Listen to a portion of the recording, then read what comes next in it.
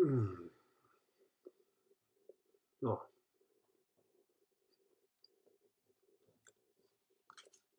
I'm just finishing a bite of chocolate while I wait for 2 stray dogs that might show up.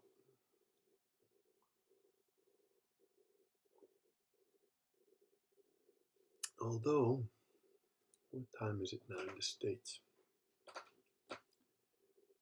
Probably about 5 hours. Let's see. Yeah, 1, 2, 3, 4, 5, maybe 6. So it's about 8 o'clock. Most people will be having dinner, I suppose. Oh, hello, Magdalena Maxis. Merry Christmas to you too, sir. Oh, madam, I'm not sure.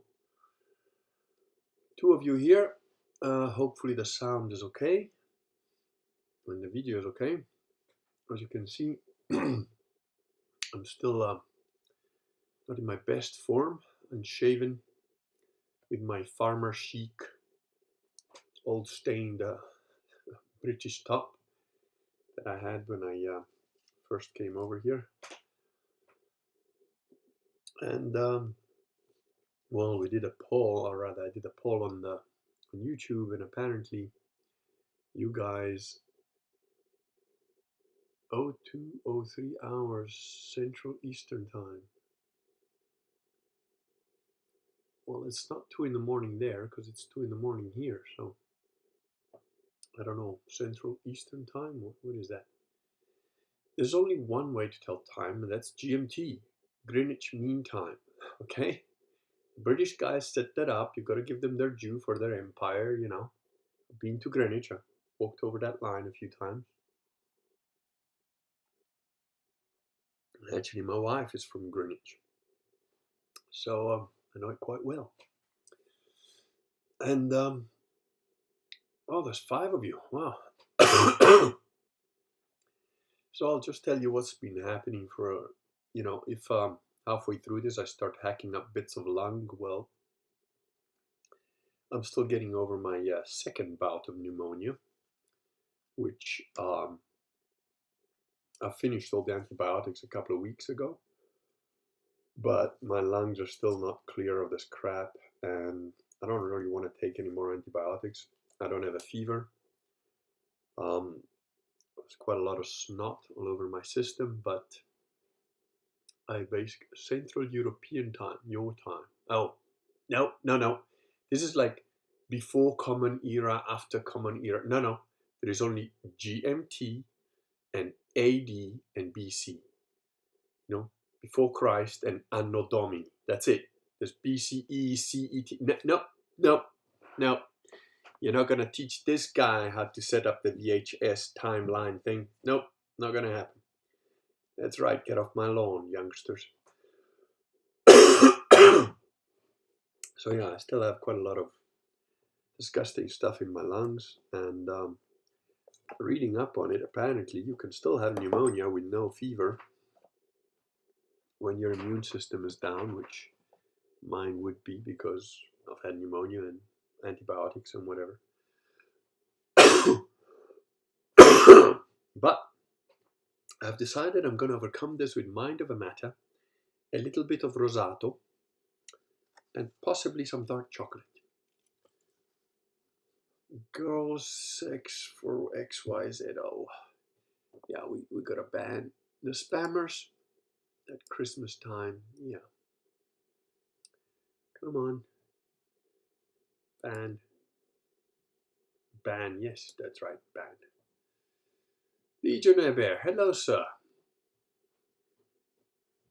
We've that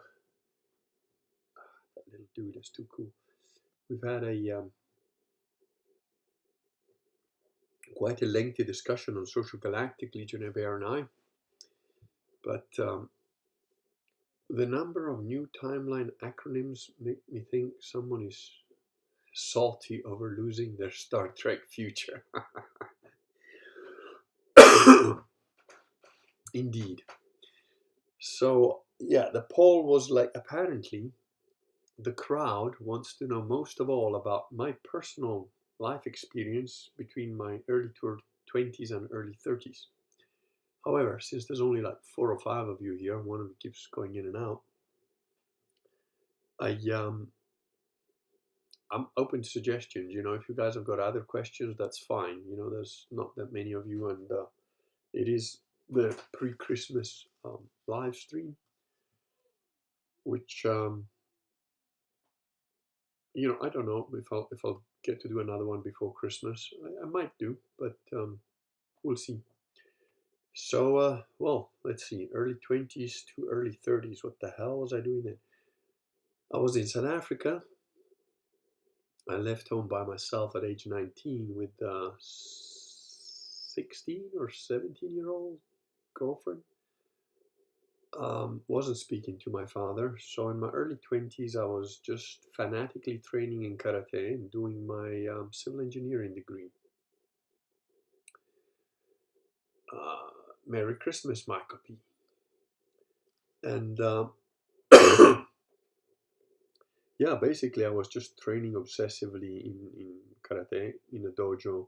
I went to see all the dojos of all the different styles and martial arts that were in Cape Town at the time. And the only one that's, seemed to me to be like actually traditional, that's the one I went for. And had a very, very good teacher there, Sensei Alan Stratis, who's, last time I saw him, he was a 5th Dan, he probably 6th or 7th by now. He was only a few years older than I am, but he'd been doing it since he was a little kid, and he'd been to Japan, training hard in Japan and so on. Greek guy. Not a tall guy, not a big guy, but technically brilliant. Brilliant technician and very, very good at reading people's weakness and strength. And of course, I was also working as a close protection services guy, like a bodyguard, which it's hard to explain what that means in South Africa. So the South African close protection services sounds so professional, doesn't it? Security work, yeah, sounds a bit more like you're a mall cop. No, I never did anything like mall cop stuff. We were guarding extremely wealthy people. Some really nasty pieces of work. I can tell you a little bit about that. So one of the guys that hired us, so the team that I worked, the way it started out was I met this guy in a bookshop. I used to hang around bookshop a lot. I like reading. I always bought books. And there was a pretty decent bookshop there where I used to go, and it was open till late at night. So I used to go with my girlfriend or whatever. And there's a guy there who made a comment about the girl I was with. And I said, "Hey, watch your mouth or I'll knock your teeth out," something to that effect. And he goes like, "Oh, well, you don't know who you're talking to." And I'm like, "Yeah, I am. I'm talking to a short little Jew guy, fuck off."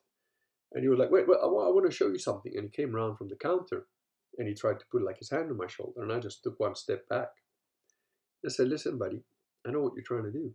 He goes, "No, I just want to show you something." I said, "No, I know what you're trying to do. You're trying to put your hand on my shoulder so that you can crack me with the elbow on the right side. And here's the thing. I'm going to let you try and do it now. And if you do that, here's my piece of advice to you. Kill me. Because if you don't, I'm going to fucking do you." So he came up, put his hand on my shoulder, and then just went like, "Oh, I would have hit you there." And he stopped it.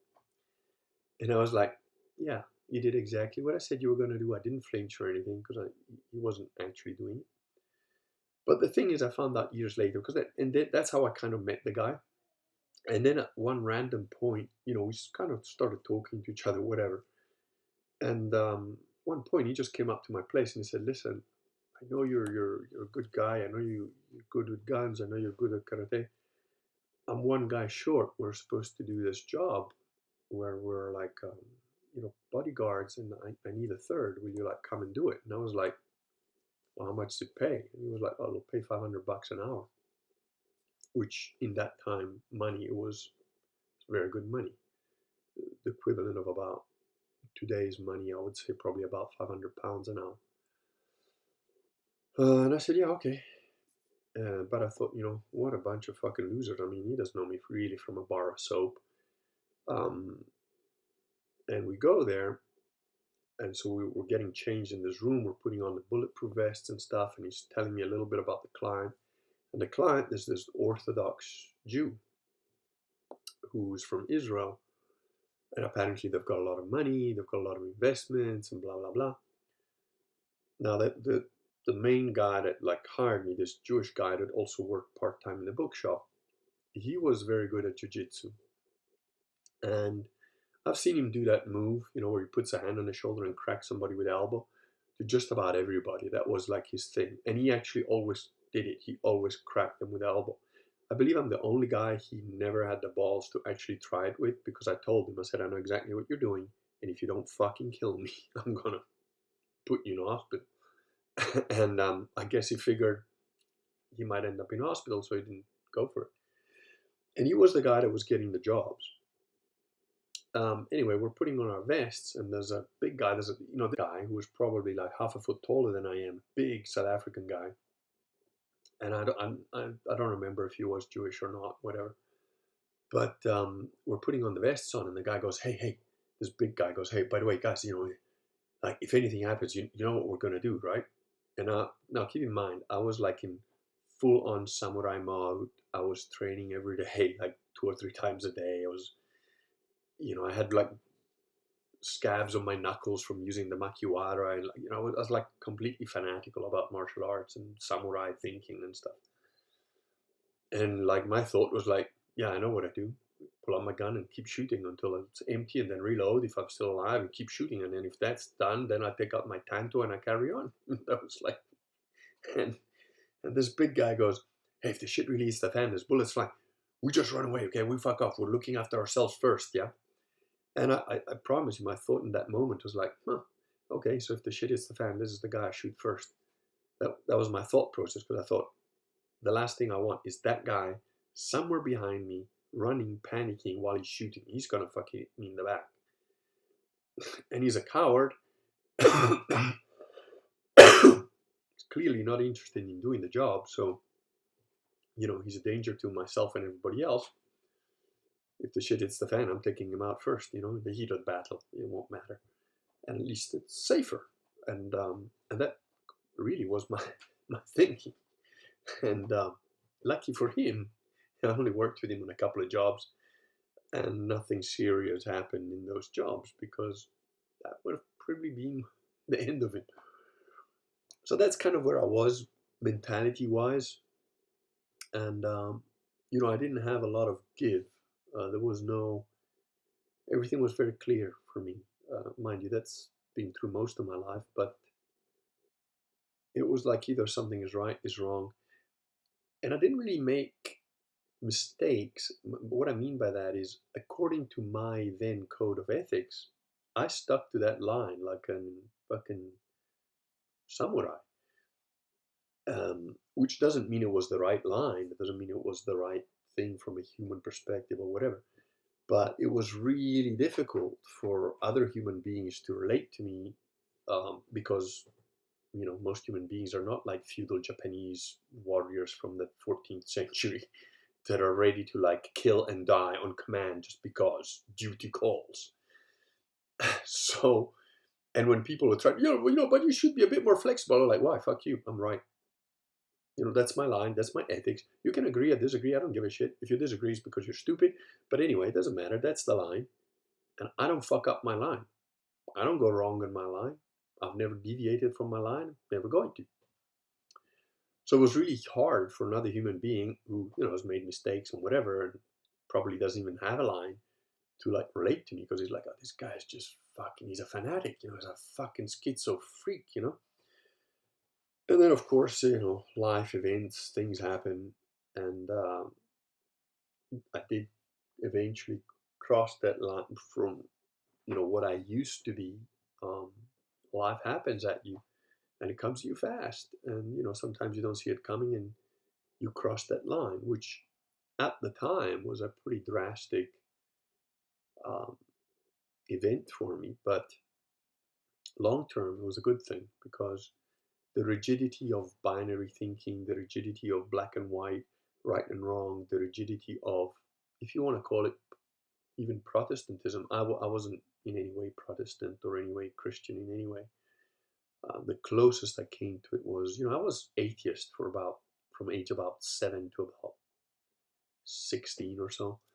And then, I was very good at, still am, maths, logic, that sort of thing. I read books on biology, chemistry, and physics for fun, literally. Like the guys in school were like, oh, we have to study this. I'm like, I'm just reading up how lasers work in the library when I had a free period.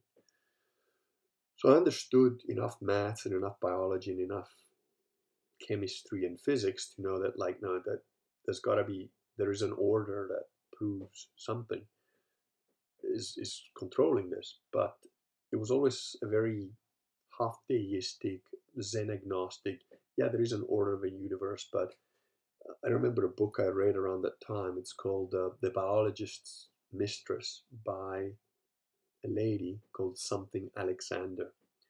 It's a very good book because it talks about teleology rather than theology, and sort of like how complex systems automatically generate a kind of order. And so the biologist tends to pretend that like chaos creates order, while really, the fact that complex systems have an order behind them tends to indicate that there is a watchmaker, if you like.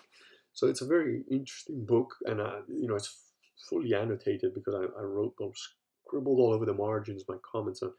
And that was kind of where I was at, sort of a Zen agnostic. Yeah, there's probably something, but I don't know what it is. It's bigger than me, and whatever that intelligence is, it certainly couldn't care possibly about me specifically, because I'm just like one speck of dust on a speck of dust inside an infinite number of specks of dust, sort of thing. So Helen of Troy says, hello, Kurgan. I think our church is dying out. Can you be a bit more specific, darling? Do you mean your specific church? Do you mean the Catholic Church? I don't know. Daniel Pereira feels duty bound to tell us that he'll join us all after he's taken his dog out, and he wishes us all a Merry Christmas, which I wish him back. So anyway, I was in this sort of fanatical sort of state. Is good and evil a false binary? No, ultimately no, because something ultimately is either good or evil. But we're in a fallen world. None of us are good. Not a single one of us is good. Hebrews, read your Bible. But there's a balance. And that's always even when I was an agnostic and people asked me, oh, so what do you think? There's no afterlife or whatever? And I said, well, I don't know. If there is, I'll be weighed up then. And say, so are you a good guy or a bad guy? And I said, I don't know. I'll have to see when I'm up there, And I remember I had this conversation with this guy, Ghanaian guy. Actually, he was a very intelligent guy. And he was like, what do you mean? So you don't know if you're a good guy or a bad guy? I said, hey, man, I've done some shitty things. I'm not a perfect person by any stretch of the imagination. I've got my rules, but they're my rules. I don't know if they're good or bad. Ultimately, they work for me, and I picked them. But if there is a big man upstairs that eventually I've got to answer to, I'm just going to say, hey, this is what I did. That's where I'm at. And he goes, so how do you know? What do you think is going to be the point where you're a good guy or a bad guy? I said, well, if you're at least 51% good, I think maybe you pass, if you're lucky by the skin of your teeth. Because then you don't know if you're a 50 or not. And I'm like, I don't know, man. I might just do some really fucked up thing today on the way home. I might run over a little kid or something. That might be the end of it, So he was like, how the fuck do you live in your head like that? And I was like, dude, you're such a pessimist, it must be hell inside your mind. And I'm like, you've got no idea. But you got to admit, I'm a rose-tinted optimist, because imagine, you couldn't live in my head for 5 minutes without blowing your brains out. I live like that every day, and I'm like, hey, life's good, So, hello, Driftless. Good evening, Kurgan. God bless you, and Merry Christmas. Merry Christmas to all of you as well. By the way, feel free to interrupt with questions and comments and whatever, because like I said, there's like 9 of you now. And I'm just telling you about my past because apparently that's what the majority of you want to hear. But there were different answers as well. So you know, feel free to fire away. Merck says God is good all the time. Yes, of course, but I didn't know that. Helen of Troy says, I love the Catholic faith. I feel as if it's dying. How do we get it back? Helen, I'm not sure that I've seen you very much. So I don't know how much you know about me and my blog, but go to gphilotto.com, buy Reclaiming the Catholic Church, and realize that what you think is the Catholic Church is not. It's a hive of satanic pedophiles. The only Catholics left are Sedevacantists. The argument for that is in the book. In the book, Reclaiming the Catholic Church, which I wrote, it's 530 pages, it refutes every single argument that anyone who has ever argued against Sedevacantists has ever come up with. They literally don't have a leg to stand on. And no one has refuted it, and no one will refute it, because it's based on canon law, which is infallible and logical. So, you know.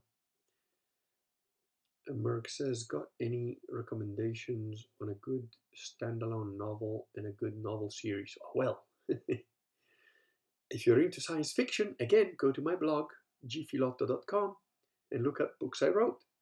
There's a Overlords of Mars series there, which is science fiction. There's a standalone called Confederate Rising. It's a novella. It's quite a short book, but I think it's very good. It was very well received. It's set in the same universe as the Overlords of Mars, but like a few hundred years in the future. Overlords of Mars, unfortunately, is stuck at book 3, which I haven't finished for the last almost 10 years now. I will get to finish it, but there you go. In terms of other people's books, standalone novel that I would think is probably the best one I've ever read, Ilium. Ilium was the name of Troy by Dan Simmons. Science fiction again, but absolutely brilliant science fiction. Really, really good. Dan Simmons is one of my favorite authors until more recently, where he became, I don't know, he's just started writing stuff I'm not really into. Another very good book that he wrote was The Terror, which is actually a historical fiction based very, very accurately and very closely on the diaries of, I think the name of the 2 ships, one of them I think was called actually The Terror, that both got lost in the Arctic Circle when the British were trying to find a passage through the northern passage, based on the diaries of the people that they found, the dead crew after a while. But it was also I think it's Amazon Prime or maybe Netflix. I think it was Amazon Prime. I can't remember. Also called The Terror. So it's a little mini series. Also very good, very well done. The book is very good, brilliant. I have been threatening to do this for a long time, doing a list of 100 best books that I've ever read, and I'm going to put it on my blog with links so you can get them. How is winter in Europe going so far with the energy shortage? Absolutely shit. Not the energy shortage in say, but the prices, which is all completely fake and manufactured. My electricity bill used to be around 250 euro for a couple of months. My last 2 bills for the last 4 months were like 700 euro. So it's been really quite tough, and gas has also gone up. Petrol went up astronomically, but only for a few months. It's now back to sort of more or less what it was when we first got here. Unfortunately, the worst thing for me this year with the winter is this pneumonia, which I haven't quite got rid of yet. You can probably hear my voice is a bit stuffy and so on. And the unfortunate thing is I can't get much done physically. If I exert myself, I get tired, I get cold, or I go outside and catch cold for a little bit. It takes me another 2 days to recover from it. So unfortunately, it is what it is. I have to be a bit lazy, which I hate. I really hate. It's very frustrating. But Helen of Troy says, do I attend the Latin Mass? It's not good enough to attend a Latin Mass by a Novus Orco, the new orcs as I call them, because The so-called Latin Mass that the Novus Ordo offer is an una cum Mass, which means that they join the satanic, pedophile-protecting Freemason Satanist who carries a satanic stang around that was given to him by two lesbians, Bergoglio. They join him to the most holy sacrament, which is the Holy Mass, which is a blasphemy and absolutely wrong. So you need to go to a proper Sedevacantist Mass. Luxvera.org, that's where you go to find where the nearest actual Sedevacantist church is to you. Some people don't have a church in their country and they have to travel outside. But if you're in the United States, you've got like over 100 of them scattered around the United States. In Italy, we've got several. I've got one about 45 minutes away from me. So that's the answer. Remember, Helen, you might not like to hear this, especially if you're a cradle Catholic and what you think is a cradle Catholic. But trust me when I say this, it's shorthand, and you really look into it. When I say read my book, it's not because it's my book. It's because it's the only book that I know that has covered all the topics exhaustively. Sedevacantists are the only Catholics. Anybody else that says they're a Catholic, that thinks they're a Catholic, that believes they're a Catholic, but they're not. And I always make the analogy of a basketball player. You can think that you're a basketball player, but if you show up on the court with bowling shoes and a golf club, and you think that that's playing basketball, you're wrong. You're just plain fact wrong. Whether it's because you got told that you need to wear bowling shoes and carry a golf club on a basketball court by your parents or by your grandparents, you were brought up that way and you were taught to believe that that's basketball, but it doesn't matter. It's wrong. And if you call yourself a Catholic, if you want to be a Catholic, you should know these things. You should know what Vatican II was. You should know why Vatican II is completely heretical. You should know these things. You should look into it. And that's why I'm saying, I spent years figuring this stuff out. And that's why I put it all in one book called Reclaiming the Catholic Church. And you can get it on my blog. You can get it on Amazon. Just type in Reclaiming the Catholic Church, type in my surname, Filotto, and you'll find it. And that gives you the answer that, in a couple of days of reading, you'll save yourself 5 or 6 years of hardcore research. Hakan Engman says, what set of circumstances and experiences turned you towards God, turned you towards Catholicism? Well, I've mentioned this in passing several times, but it's what I call a subjective objectivity. In other words, it's an experience that is subjective to me. It's personal to me, and it won't mean anything else to anybody else. But it is objective for me and only for me, because I'm the only one that lived my life. I know, what is true in my life, what I've done, what I haven't done, where I've been, where I've not been. So I can have an experience that the rest of the world thinks, oh, he just smoked some dope or something. And I didn't. I've never taken drugs or anything like that. I've been drunk once in my life, and that was a conscious choice. And that was it. I decided to get drunk because I wanted to experience it, and I did it under relatively controlled conditions, and that was that. This experience was absolutely life-changing, and it came as a result of being in a very dark place. My daughter was kidnapped from me by my ex-wife, and it was a very traumatic event with a lot of repercussions, and I'm not going to go into all the details of that, whatever. But I basically hit rock bottom to the point there was nothing left, because in my mind I'd figured out all the different possible alternatives, and whichever one I looked at, it was just all hell. It was hellish. Mental torture that I wouldn't wish on my worst enemy. And, I got to a point where I was just lying in bed. I hadn't slept for like 5 days. And people will tell you it's not possible, but I'm not like Jordan Peterson. It's like, I didn't sleep for 25 days because I drank a bit of like apple cider. No, I didn't sleep for 7 days. And then I went to look it up because, people tell me, oh, you can't not sleep for 7 days. You can. The record is 11. After about 11 days, you start to actually lose your fucking mind. And so, some people will say, well, you hadn't slept for 7 days, even if we accept that, and maybe some fucking neural things went firing wrong in your head.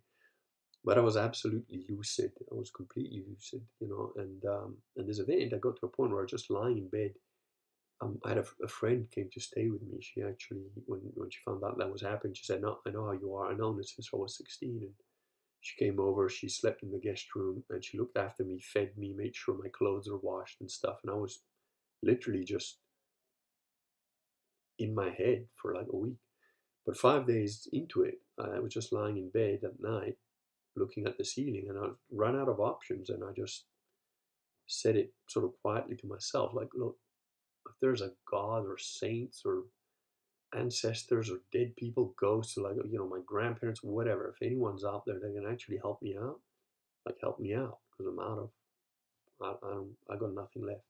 And it wasn't like a desperate cry for help. It wasn't like, "Oh, I really hope somebody can save me." It was literally like, "Well, shit, I've done everything else. I got nothing left. Oh, maybe this works, and maybe this exists. I don't know. I've got no belief in it. No, but I asked." And 2 days later, I went to see a film again to try and distract me, just to try and switch my brain off, because every second felt like an hour, every hour felt like a month, and every day felt like 10 years of torture. So I just went with my friend to see this film called Cloud Atlas. No idea what it was about. It was that or something else. And I just looked at the poster and I said, "Okay, that one looks more interesting." No clue what it was about. Walked into this film, and it's a 3 hour long film. And I wasn't even really paying it. When I say I wasn't paying attention, I wasn't consciously trying to follow the film. I was just sitting there letting the film go in.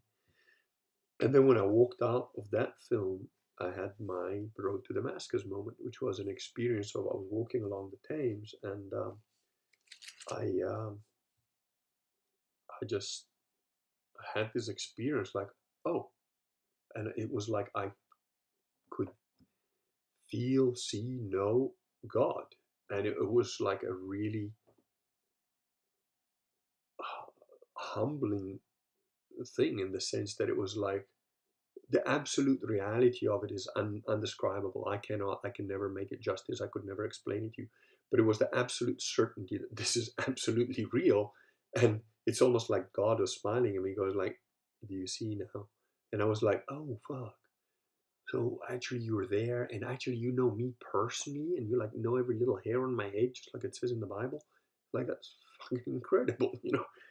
And he is love. That was the overarching truth of it. And I was literally floating on air from like the worst, most desperate time of my life to, fuck, there's another reality which is infinitely superior and takes precedence over our physical reality, which I lived in most all my life very well. I know how to move very well in the physical world. But this was just something else, and I had no name for it. I didn't know what it was. I actually called it the love world. And then I went home, told my friend, "I'm fine now, you can go," because I just wanted to be on my own. And I stayed in the house for a week. I didn't get out of the house for a week because I was perceiving this new reality and realizing that everything that happens to us on this planet is just a shadow of this other reality that sits way above it.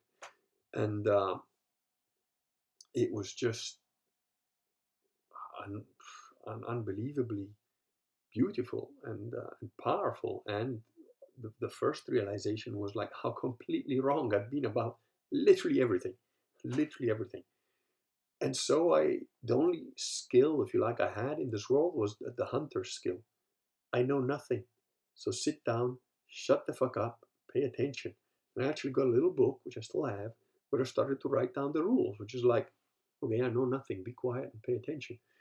I couldn't watch TV, I couldn't listen to radio, I couldn't read anything on the internet, because literally an advert, okay, like 3 seconds of any advert on TV, never mind a film or anything like that, was roughly the equivalent of taking a giant pipe of raw sewage and putting it like in your mouth, like, and just having raw sewage like flowing to your face. And I realized, oh well, that's just like an advert. Oh my fucking god, everything around me is just designed to corrupt me and push me away from the reality of this love world. I didn't have another word for it. So and it's just, I couldn't watch a film. I tried, and it was like, man, I can't watch. This is all bullshit. This is all lies, and it's all perverted and twisted and wrong.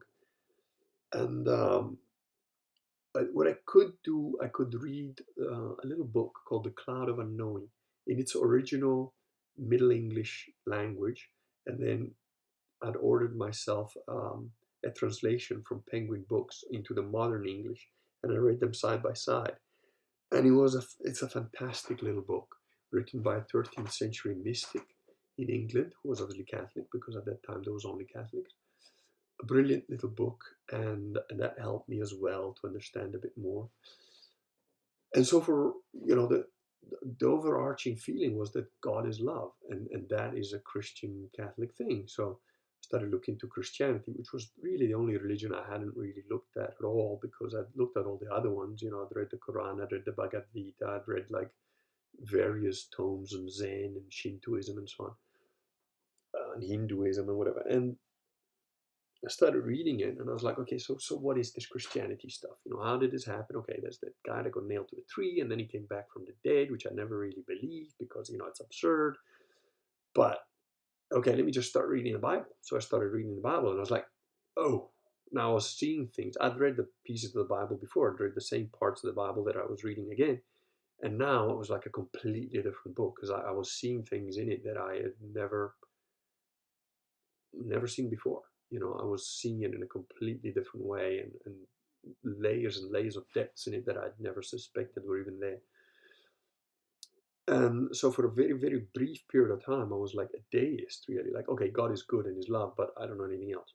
Then I started looking into it, and it's like, well, man, this Christianity stuff it keeps cropping up. It keeps fitting the pattern. It keeps the model of Catholicism fit the best than any other. And I had a lot of Eastern so-called Orthodox friends, Russian friends, because I used to train with them. And they were all very, quite believers, if you like, and not, the American autist version of Russian Orthodox, but actually Russian and actually Orthodox. And it was a very practical religion. I really liked it, and I thought, yeah, I think, that looks like the right thing for me. It's very practical. It's very down to earth. It's real. But the thing is, the more I looked into it, and then it's like, okay, but what about this? And like they just like hands off. Oh, that's mystical, weird stuff. I'm like, no, it's not mystical. You just got to think about it a little bit more. And that's an experience I've had throughout my life because of whatever my IQ or my ability to think deeper about stuff, whatever. And so it was a shorthand version of like, oh, you think too much. And my answer to that, since I was a little kid, is like, no, it's not me that thinks too much. It's you that doesn't think enough. And the Catholic Church always had answers for these things. There's very few things that the Catholic Church does not have answers for, and they are true mysteries, what we call the mysterious aspect of God. And it's a mysterious aspect of God, but the mysteries of God are nowhere near as many as the Orthodox would have you believe. And the fact that reason is the overarching, the reason is considered the thing that you have to use to dominate your emotions, to dominate your animalistic instincts. You have to use your will and reason and faith to overcome your dark side, if you like. And this made perfect sense to me, So the more I looked into it, the more correct it was. The only thing that I couldn't reconcile was like, okay, everything points to the Catholic Church, but now we've got this like pedophile in charge, who's a master of pedophiles, the Vatican of, he's like the epitome of pedophiles on the planet. He's protecting all of them. He's the vicar of pedophiles on earth. That's what I used to call Bergoglio, still do. So that didn't gel. I was like, well, what the hell happened? Did it go wrong somewhere? And then I came across Vatican II, and I was like, oh, wait a minute. So what was the church like before Vatican II? And I was like, oh, and they had a whole book of canon law. So I bought that, and I started reading it. And I read the whole book of canon law twice. And when I came up canon 188.4, I was like, because I'm trained to read contracts and legalistic Anglo-Saxon, common law contracts, which are 100 times more complicated than Roman law. Roman law is very clear, very direct. It's principle before detail, And as soon as I came across 188 part 4, I was like, wait a minute, this changes everything. And I thought, well, I can't be the only guy that's figured this out. So I went online and started to look like, Canon Code 188 Part 4. And lo and behold, I came across Sedevacantists. And so then I went to their masses, and just as an observer, then I talked to the priests, and everything they said made sense, everything looked real, and so that's basically where I got to. We just got to ban some pornographers here, trying to hijack the site just before Christmas. Let me catch up with the where we are. So Legionnaire Bear says to Helen of Troy, you should know what Vatican II is. Absolutely. Helen of Troy, I don't know what to do anymore. All I can do is pray the rosary. Well, no, don't just pray the rosary. Get off your ass. You know, God helps those who help themselves. You know, read a book, learn, educate yourself. Sitting on your ass praying the rosary, that's just like being a Hindu saying, oh, it doesn't matter what I do in this life because, I've got another life coming. So I'll just sit here and just do nothing and I'll come back as a fly or something, you know. No. Ben the Bear says, that was a smart decision. I get drunk all the time and I always regret it. Stop doing it. You know, it's your choice. What a great friend to watch out for you when you were in distress. She's a lovely lady. She's amazing. We went to her wedding in Switzerland on top of a mountain. That was like fairy tale wedding, like something like almost 90 people from all around the world, because she went to school with me in godforsaken bits of Africa, and people came from all over the world. It was literally, it looked like a reunion of the United Nations or something. Bender's Bear says, I'm drunk right now. Okay, well then keep quiet. Yes, living in the higher plane is correct. I am drawn back to the lower. It's your choice, dude. Got free will. Year-old Coffee says, hey, Kurgan. Thriftle says to Bender Bear, I would recommend fostering a habit of prayer. There you go. There's a practical man. Daniel Pereira seems to have walked his dog. Depends on what you mean by drunk. No, it doesn't. And Drifter says, it never made sense to me when certain Christian groups say you can't reason your way to God. God gave us reason to use it, not fight against it. Plus, we're made in his image. What you think, again, I don't really want to quote Einstein because I used to like idolize Einstein, and then I found out what he really was about, and I don't. But apparently there's a quote that says, I don't believe God plays dice with the universe, and I agree with that. Nothing God does is coincidence, nothing is chaos. It's all reasoned, it's all logical, and he gave us enough of a brain to figure out at least enough that we can deal with our, the human things that we're going to encounter. Hello, Willie Ram. Happy Christmas, sir. Ben the Bear says, it's so sick to know you're doing wrong and do it again. Well, then stop it. No one's forcing you. Who's putting a gun to your head? Stop being a little bitch. Yeah? Take control and do the right thing.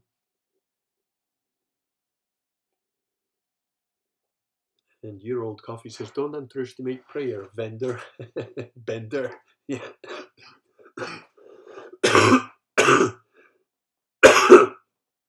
Forgive my lung lining. But yeah, so well, all the stuff that I just told you about, that happened to me in my early 40s though, so yeah. Joyful Advent to you all. Thank you, Willie Ram.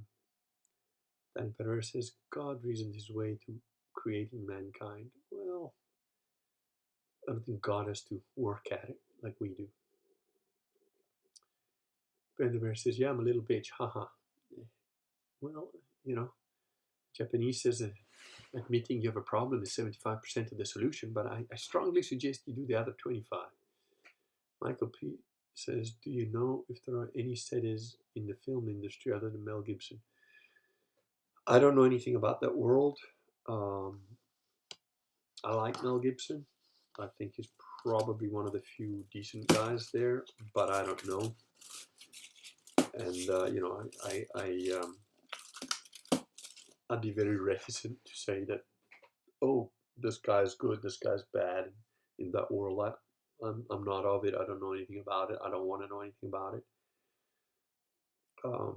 I've been close enough to very wealthy people to know that the world of high finance is certainly absolutely corrupt. And I expect the world of actors and actresses is just as bad, if not worse. In fact, worse, because when I was doing the bodyguard stuff, there's a guy that had hired Naomi Campbell and Claudia Schiffer, I'm going to say allegedly, to be his horse for like a weekend. And he had the money to afford them. And I can't remember what he paid. I think it was in rands at the time. It was like 500,000 rands for the weekend. But in dollars or whatever, it was like the equivalent of maybe 50K to just be his personal sluts for the weekend at the same time, apparently. And again, allegedly, right? I don't have video evidence or anything, so I'm just saying. And these were, this was like what? Late 90s, mid 90s, yeah, probably late 90s, something like that. So they were at their peak at the time. And I remember thinking how cheap, it's not like they didn't have money. But again, I was reasoning from my samurai thinking, which is like, well, if you're a samurai, you're going to sell your honor for 50 grand. And I used to ask my friends this sort of question. I remember one of my oldest friends, and he's an English guy. And I always, if I asked that, they're like, would you rather do this or, get $1 million? Would you rather be ripped up the ass by 3 random guys or, get $1 million? And with him, if I put like $1 million to everybody else, with him, I'd be like 100,000, because he was cheapskate. And I remember like saying, so would you rather lose your left arm or be like raped by 3 guys? You're like, what, are you fucking joking? Oh, I'd rather take a bit of dick up the ass, man. I'll just wipe it off when I'm done. Hey, good, I'm done. Fucking lose my arm. Fuck that. I'll be without an arm all my life. It's like, I just used to laugh at the I was like, so, like, would you suck a dick for like 10 grand? And you're like, fuck it, I'll do it for 5. It's like, you probably do it for $50, you cheap bitch, So, and that's the thing that always surprised me, how cheaply people can be bought off. And I couldn't be bought off at all for any amount of money, like, you can ask me to like kill a fly, and I hate flies, but you're like, you're going to kill a fly because I'm going to give you 10 million. I'll be like, fuck you. If I don't feel like doing it, I ain't doing it. And, if I get into my head that you're going to buy me for it, I'm like, yeah, fuck yourself. And there's very few people like that. And because of that, some very wealthy people, I would say, insofar as they're able to give a certain level of respect to like what they would consider our normies, they're pretty smart, these guys, and they know like that's a dangerous animal. Treat him with respect and just leave him alone, and you're fine. And they're right. And never had a problem. Like, I never really had problems with like billionaires and like hardcore criminals, because the rules they live by are pretty similar to the rules that an honorable man lives by. A really honorable man is willing to, fight, die, and kill for whatever he believes is correct. And most of these guys, like the hardcore criminals, they've got a law like that. Some of them have got that kind of thing.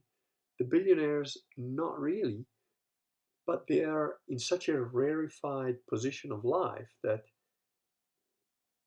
it's almost like they can virtualize that experience, because they've got so much money that they can do so many things before they even gets to anything near to touching them, that it's almost as if they were like as invincible, shall we say, spiritually or mentally, as the samurai fanatic or the hardcore criminal that just has his own code. There are certain similarities with these people. So Drifter says, Sedes are such awesome people. I met a young seminarian on Sunday who was so wise and mature. I was very impressed. Yeah, look, the priest that baptized me, he's like probably a good 10, if not 20 years younger than I am. But that man, he truly knows the faith. He truly studied it.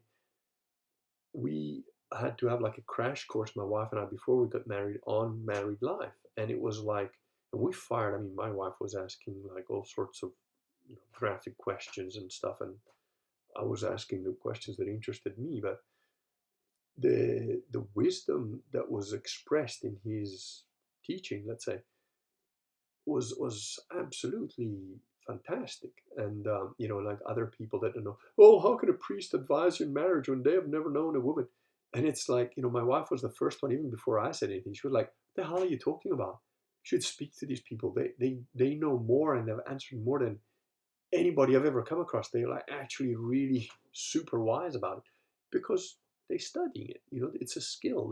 They're learning the truth, and that's what their job is, to teach it." So Sam Werb says, "Hi Ram, hi Kurgan. I have to go walk a great dog in a few. Saw the notification late, so just dropped in to listen for a while and to give a thumbs up. Thank you very much, Sam. Have a happy Christmas." Okay, says, "Did you try taking Flumichill?" Yes, I have. It's a powder you add to water and should help you clear up your lungs. I have, but it doesn't really do much. What do you call a snowman with a six-pack abs? The abdominal snowman. Okay, year-old coffee. Daniel Pereira says, story was probably true, but it was more likely the cousin of Naomi Campbell. You know how stories get exaggerated. No, um, this wasn't an exaggeration.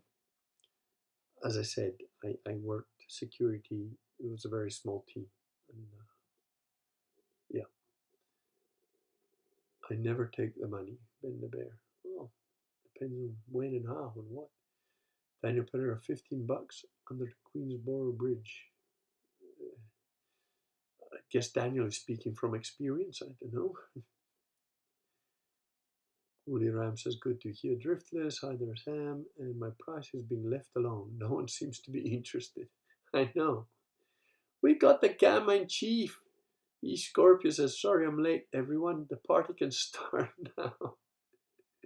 He says, "Good evening to Woolly Ram.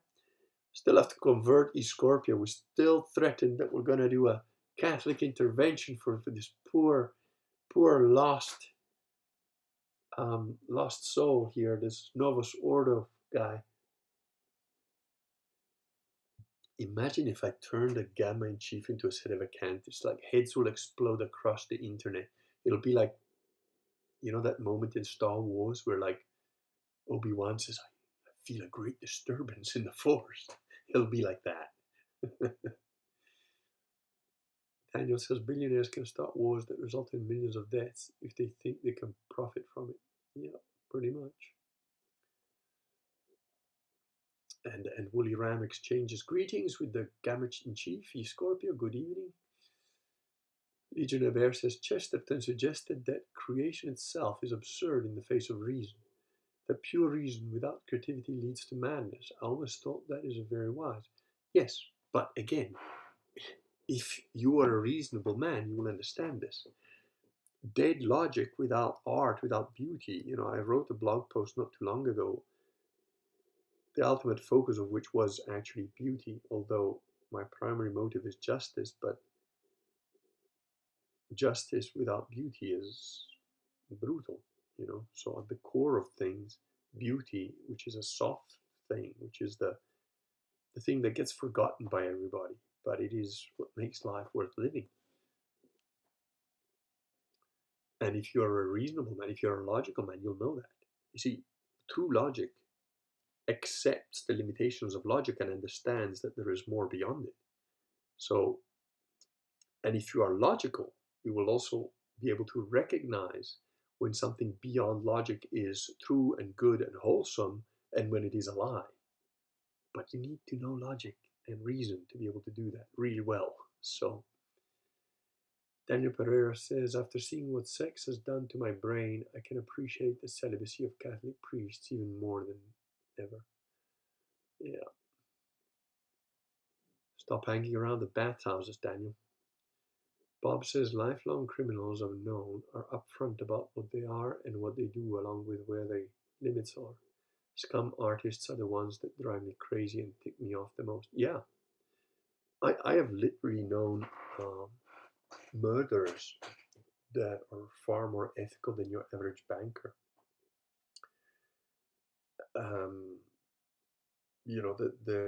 The a hardcore criminal, there are, don't get me wrong, there are vicious versions of criminals that I would put down faster than I'd put down a rabid dog without a second's thought. I would sleep like a baby at night. There are some really evil fucking creatures which are, I don't even consider them human. They're like demons wearing human skin as far as I'm concerned. So that there are real scum out there. But I'm talking your old style mafioso, honorable kind of criminal. They've got a code, and as long as and that code is not necessarily correct or true or good, but as long as you understand that code, you can have a very easy life with such people.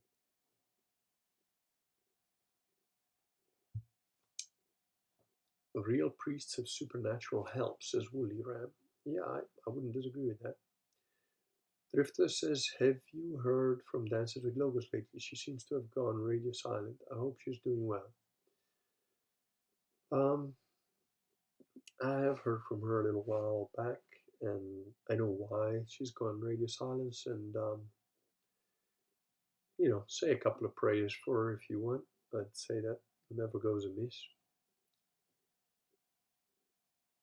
Ben the Bear says, I've been listening to almost only orthos. God save me. Indeed.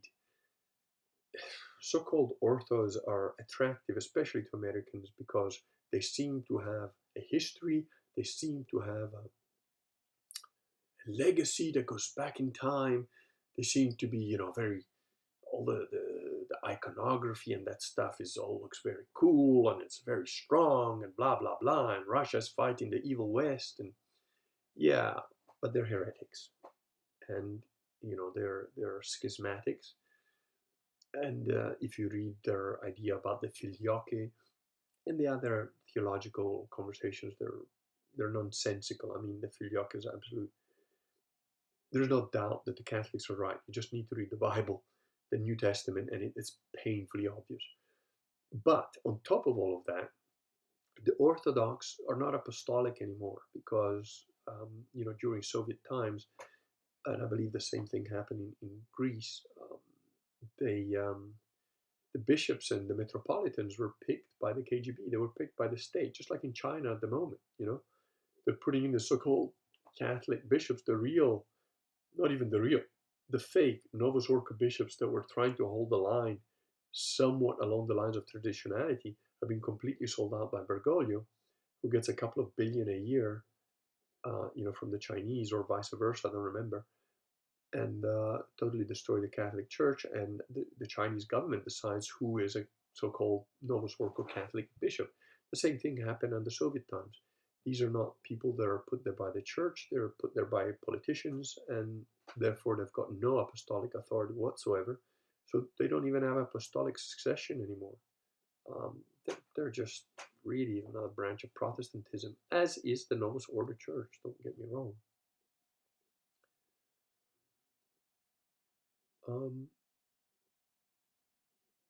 Drifter says, well said. Legionnaire says, well said. Bully Ram says, time to sober up, little bear. I would pray for her. Absolutely good. Thank you. I appreciate that. Why are you listening to orthodontists? Yeah, it's tough that way. The second best is not the best. Yeah. The second best is a loser. Bully Ram, orthos are schismatics, and Putin is just the other side of the coin. The powers that be / Masons always play both sides. Yeah, indeed. Driftless says, my wife and I have been attending Sede Latin Mass weekly. We've made lots of friends, and she sings in the choir. Attending our first Christmas midnight Mass, it's only a matter of time. There you go. And there's not really much need to wait, Driftless. I strongly suggest you get properly baptized. And I gotta warn you, as soon as you get baptized, you physically put on the armor. You've put on the uniform. You've now picked a side, and it's not a must, but it is quite likely that you might come under a little bit of enemy fire. And depending on how big the fire that you make, it's more or less of it. And, as I said in my little book, Believe, remember that spreading light sometimes means setting fire to enemy encampments. And that's actually my best defense. I'm a strong believer that a good offense is the best defense. I'm a strong believer in that, because whenever I get little demonic attacks, I'm like, yeah, I'm just going to go out there and do some more stuff. And, I've recently had quite a few little demonic attacks. So I now managed to fight my way through and produced a Roman breviarium on Amazon. So if you, again, type in my surname, it's probably going to take a couple of days if you're not in the United States. But if you type in Roman breviarium Filotto, it'll come up, in the US at least. So Latin breviarium for, I know it'll fly off the shelves by the pallet load, of course. It's a book in Latin. Who doesn't want one? But that's not the point. The point is we're trying to rebuild the Catholic Church. So every time these guys piss me off and attack me, I'm like, oh, is it? Well, here you go. Here's another fire on one of your villages, and yours, and yours. Piss me off a bit more, and I'm just going to start up a church next, somewhere. I'll just build one and then get a priest to come here, Are you taking anything for your cough? Yeah, I'm gargling with vodka and having a little bit of rosato. I'm taking a couple of bits of stuff that a friend of mine gave me, and my wife has packed a bunch of tablets and vitamins and fuck knows. So yeah. Driftless says, yeah, I've already experienced some spiritual oppression in ways that are hard to explain. Yeah, they will be. And the best defense is a good offense, trust me. If they start to understand, shit, every time we push on this guy, he converts another 3 people. Fuck, we better leave him alone. Because the more we attack him, he's published another book that might just he's just converted another dozen people. And that's what I do. It's like, you're not going to leave me so alone? Yeah. Oh, what is a breviarium? I'll tell you what I told the guy on Social Galactic. Go to Amazon. Yeah, I'll tell you what. I'll send you the link, and you can do the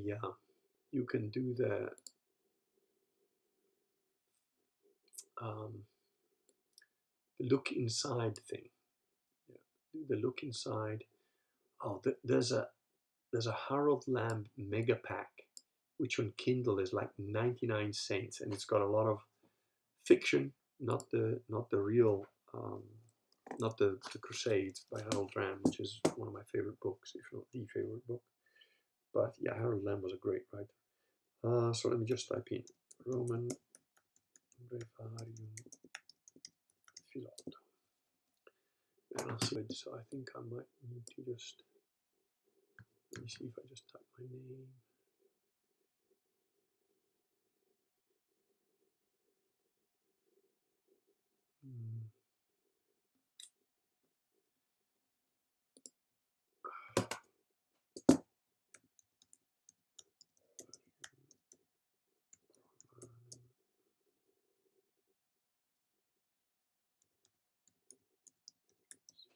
Let's see if that comes up. No, come on.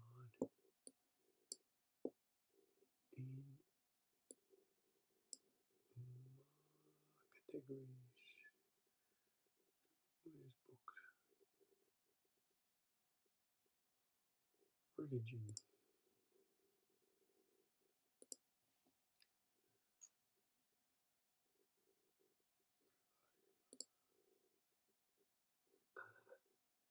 Here we are. Oh, seems to. Must have sent me an email and I took it out again.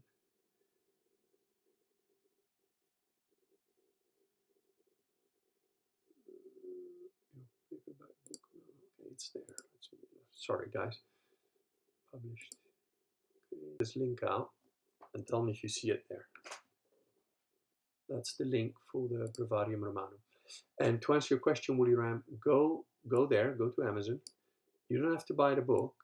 You just go into the look inside, and by clicking on the look inside, you can read the whole introduction, which I wrote, and that will explain to you, probably better than I can here, like what what a breviarium is, but basically it's the different prayers um,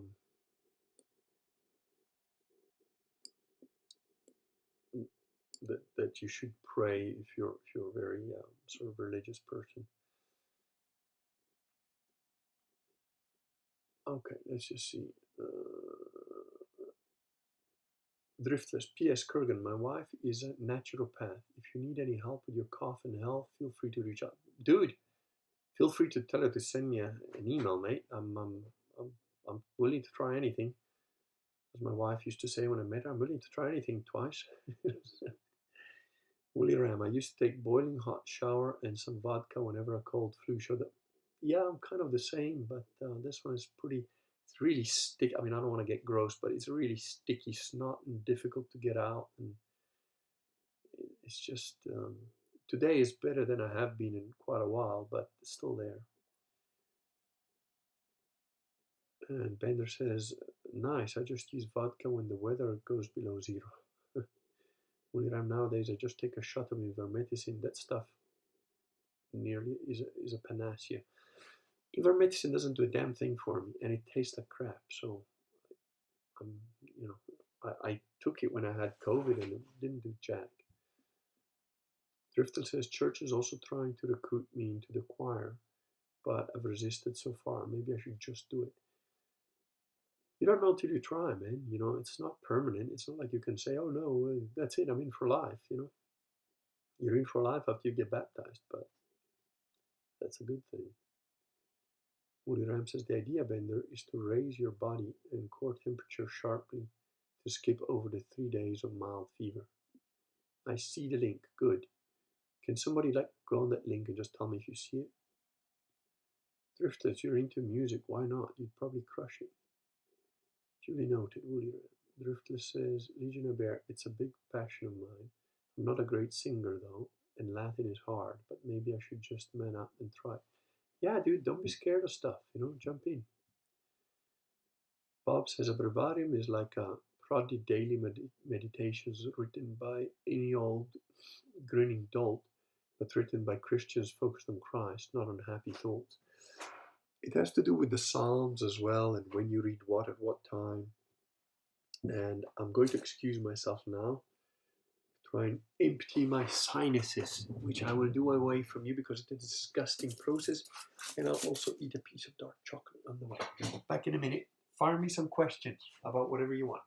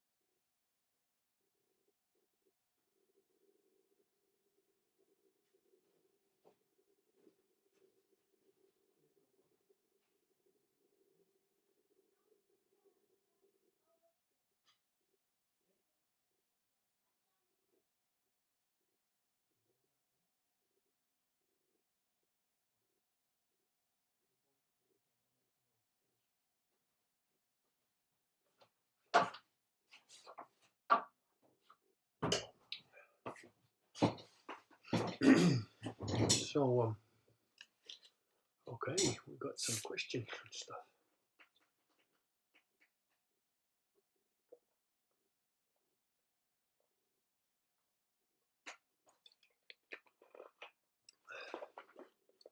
Son of a gun M357 says, sorry for the stupid question, but how do you meet people at Catholic Church? People mostly leave after the Mass is over. Son of a gun, I haven't seen you before, so please understand, we're Sedevacantists here, and only Sedevacantists are actually Catholic. If you go to a Novus Ordo church, they're not Catholics. All the clergy are Freemasonic Satanist scum, and all the people that go there thinking they're Catholic are completely confused ignorants that haven't bothered to learn about their own religion, or professed religion rather. So again, if you're new here, go to my blog, gfilotto.com, look at books I wrote, and you can see there about proclaiming the Catholic Church and believe and so on. Legion of Bear says, water therapy is a thing that's helped me. You have to soak at least once a day in a very hot tub. You sweat out the toxin and your body absorbs clean water. Steam cleanses, lubricates the lung. Yeah. The problem here is that it's very cold.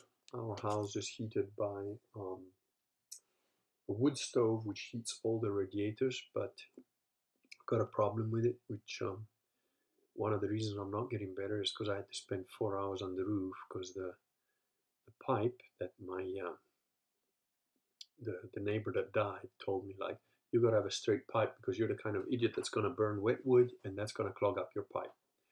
Then the guy who installed the stove came and said, no, it'll never happen. You got a 150 millimeter pipe, you know, you only got two little 45-degree bands, it'll never clog. So of course it clogged. So I had to go on the roof, take the top off, and thank God I've got a flexible bamboo that went past the first bend, but still nothing came down. I dropped a metal marble in it and it just stayed. So from downstairs, I had to open this little port in the stove and shove in a metal cable and push it all the way up until the world came down, including the metal ball. And then I called up the guy that installed it and I said, oh, you know how you told me that it was never going to block? Well, it's blocked. And I had smoke in my whole house and like everybody was getting fumigated. And I had to spend 4 hours on top of the roof, you know, with a cold and so on in freezing weather. And at least it wasn't raining. So, yeah.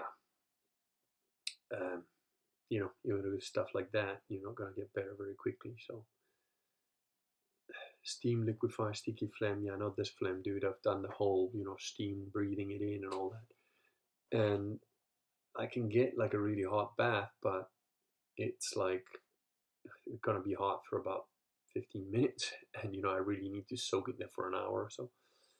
So, it's a lot of little issues, but I take really hot showers and that does help a bit. The one announcement I haven't really made because, you know, I don't want to give dates and stuff, but, you know, we recently had our 5th child born. So we now have 4 daughters, and she's really cute and very soft and very easy. She just eats and sleeps, and she's very cool. So that's also, you know, keeping us sort of busy and not 100% in terms of my ability to do the things I want to be doing. I'm very behind in the gasifier that I should have finished by now, but I've written to all the Kickstarter guys and said, look, I apologize, but I've been very ill and the weather is absolutely shit. We've had 2 days now where it didn't rain the whole day, but freezing cold, fog. Even that's when it doesn't rain. Otherwise, it's just almost constant rain. And thank God I patched that roof because you know, it still has a little bit of a drip, but that's nothing compared to what it was. So, yep, old grumpy farmer proved it right again. And I want to kick myself for not listening, you know, for getting these idiots that have done this all their life telling me, no, you'll be fine. And I'm like, oh, well, okay, he's done it all his life. I'm like, no, just listen to the old man. And so now I'm thinking I want to move the whole stove, but like, you know, just moving the stove for like a foot to get rid of this bend, you got to redo the whole roof thing. It's an old bunch of money. And you know, my wife was like, well, fuck him, let him do it. You know, he fucked it up. And like, look, the guy doesn't have money either. You know, he's sort of become a friend. So, you know, I don't want to do him wrong. And he did do everything for a very good price. And, you know, he does come back to try and like help if something goes wrong. So that was one of the problems. The other problem is a valve, a pressure valve there. Something's wrong with it, and it keeps leaking water and sucking in air. So the heating system isn't working as well as it should be, because I got to keep purging the air out of the radiator. And when I don't, when it cools down, it leaks water. So I got a bucket under there. It's all just uncomfortable. It's not all working smoothly the way it should. So, that's another thing that's just getting in the way. Drifter says, I just ordered the Brevarium. Looks really interesting. Oh, thank you very much, Driftless. I believe you might be the first one to have done so. Okay. You can write yourself number 1. Bob, which of the pre-Nicene early church fathers do you think best lays a solid foundation for new converts, or would you stick to Chesterton or pre-Vatican II writers? No, I'm all for the very early church fathers, Saint Irenaeus, Saint Ignatius of Antioch, as opposed to the one that started the Jesuits. There's actually a very good book called The Four Witnesses, written by an ex-Protestant who became Catholic. And he was a pretty rabid Protestant that was like, oh, well, I'm going to prove the Catholics wrong by reading the first 200 years of the church history and from the patristic fathers. And, oh, shit, they got the Mass in here. Oh, wait, what? So, it's a very good book called The Four Witnesses. I forget what the guy's name is. But he mentions some of the early church fathers, and he puts what they wrote in context with the time, or what was going on at the time, which is also, I think, a very useful thing to do, especially for people who are not familiar with that period of our history. So it's it's a very interesting book. But yeah, most of the patristic fathers have got like stuff on. You've got stuff online, and you'll see like. The thing that amazes me about the Protestants is like, oh, well, the popes is just wrong. Blah, blah, blah, blah, blah. So you had popes for the first 1,000 years. It's not like popes weren't a thing, or like Mary being a virgin wasn't a thing. It was always there from the start.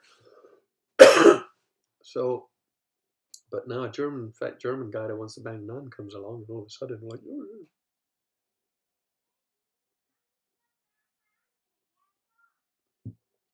Excuse me, little Viking. I know it's like 2 in the morning, but he's up, and I'm just, excuse me a moment. Yes, my boy.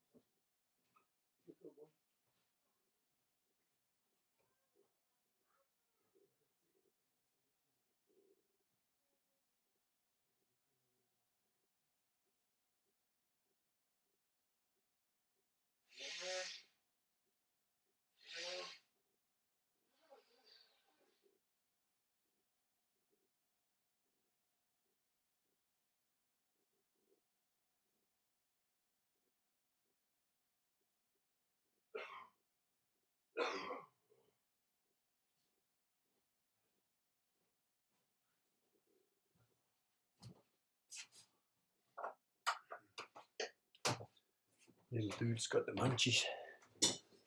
Okay.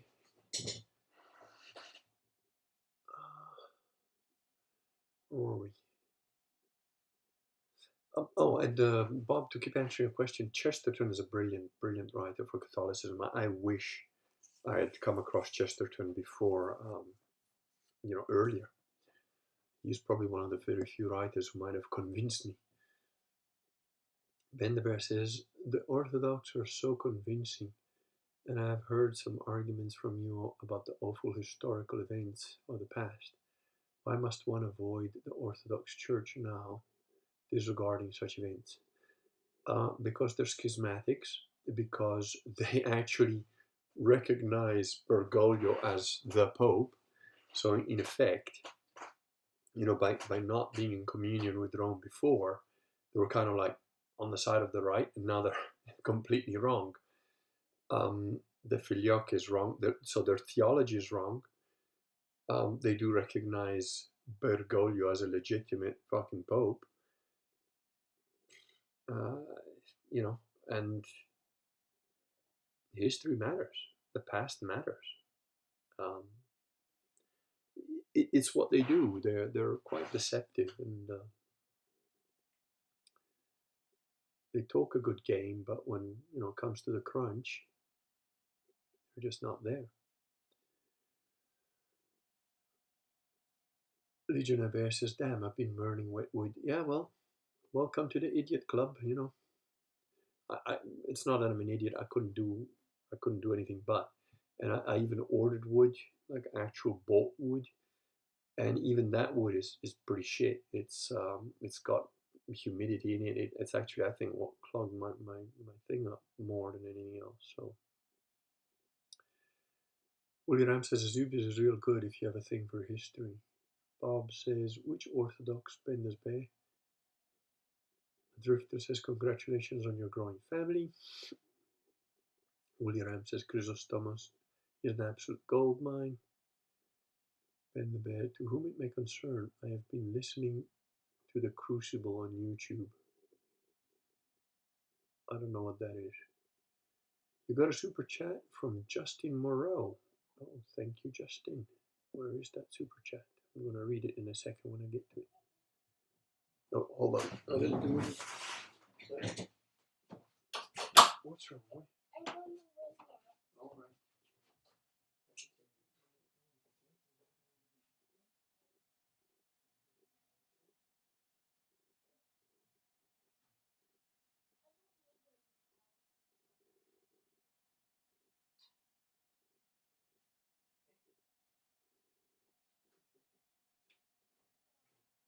I love you, boy.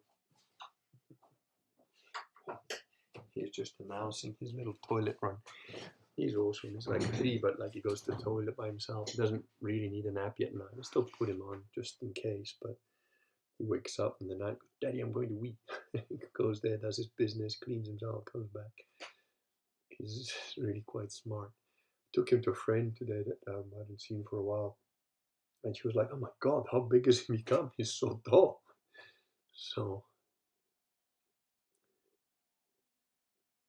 the Crucible, I don't know, I haven't seen it, don't know what that is. Ben the Bear, I enjoy that channel. I really like Jim Bob too, though they lean heavily ortho. Yeah, I don't really follow Jim Bob and those guys. It's pretty much everything related to the whole bear community. Yeah, never mind. Daniel Pereira says King Charles III is the Anglican Pope. And I think, proves my point. Pedro Rocha says, good night, everyone. I have to go. God bless you. God bless you too, and happy Christmas, sir. FYI, the 4 witnesses. Yeah, that's the one I said. Cryptus, yes, all the regulars lean ortho. Yeah. Would you buy a book with writings of a pre-schism saint if it's from an ortho publication? Yeah, I've read. I'm actually wondering if it's right. Yeah, I've read a good book, really. don't remember the title of it. It's about this guy who it's post-schism actually, who left home at a very young age, and like he went to live on Mount Athos basically, and considered some kind of a saint, and it's a really good book, and I think the guy is a really good guy. So, I'll give you a little bit more theology later. Let me just catch up with the chat first. So, Driftless says it's a great channel for learning the rules and bolts of logic, nuts and bolts of logic. Okay. Also, Kurgan TV. Tony did a whole series on the trivium, which is brilliant way of, it's a method of teaching, a method of learning, and it's really good. It's a good series. Teaches you how to use logic and so on. Bender says to Driftless, I think they all have good intent, and I myself are divided between the two theologies. Well, keep looking, seek and you shall find. Justice Marin did a super chat for $10. Says, tip for the Kurgan. I've got the same cold, sticky snot right now in solidarity. Merry Christmas. Thank you very much, sir. I appreciate that. I actually need to find out how to get these super chats into actual money, because I know YouTube does weird, I'm so crap at monetizing things. I need to figure out how to actually get that into like money. But yeah, I'll do that. So thank you very much, and happy Christmas to you, and may your snot flow fluidly and freely and get out of your system as quickly as possible. Bendever says, I have nothing against orthos, but say the theology is more convincing and in line with truth the more I look into it. Yeah, that's basically it. Justin Martin says, long time occasional channel viewer, introduced to you via Vox Day around the J. Dyer debate. That wasn't really a debate, it was more like an internet bum fight. The debate is in writing in my blog, because I knew it was going to be an internet bum fight. So I said before the video, I'm going to take this to pieces in writing, because then you can't, And I still get comments now and then, which, from some J. Dyer Gammasbergs going, oh, what do you mean I can't watch the video until I've read like a 9,000 word essay? And I'm like, well, if you can't read, that's your problem, But yeah, J. Dyer is nobody intellectually. He's a pygmy. Son of a Gun M357, is SSPX a proper Sedevacantist church? No, they're not. They are recognize and resist. Now, if you're a Catholic and you believe the Pope is the Pope, then you do what the Pope tells you. If you're a Catholic and you believe the Pope is an impostor and a fake, then you absolutely don't have anything to do with him. Now, the SSPX says, well, it's the Pope, but we're not going to do what he says. You can't do that. That's the definition of schism. They do una cum masses, which are absolute blasphemy. So, no, they're just, and there's recently been a few scandals related to them and so on. So, no, they're not. If you want proper Sedevacantist churches, again, go to my blog, and there's links there, or luxvera.org. It's got links to actual Sedevacantist churches. IMBC, which is